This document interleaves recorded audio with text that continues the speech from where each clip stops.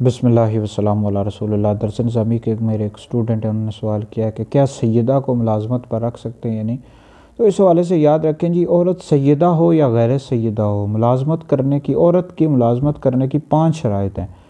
تو ان 5 شرائط کو اگر عورت پورا کر رہی ہے تو بالکل وہ جاب کر سکتی ہے، نوکری کر سکتی ہے، اور پردے کے ساتھ جائے اور وہاں پر مردوں کے ساتھ اختلاط نہ ہو، تو اس طرح اور دیگر شرائط ہیں تو بالکل وہ جاب کر سکتی ہے، چاہے عورت سیدہ ہو۔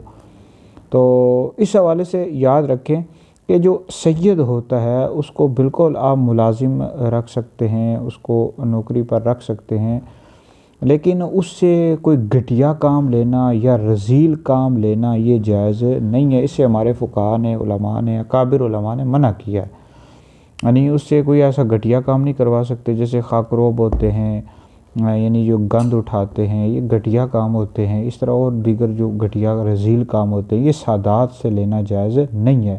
اس طرح سیدہ عورت سے بھی یہ لینا جائز نہیں ہے۔ باقی اس کو ملازمت پر بالکل رکھ سکتے ہیں، جائز ہے۔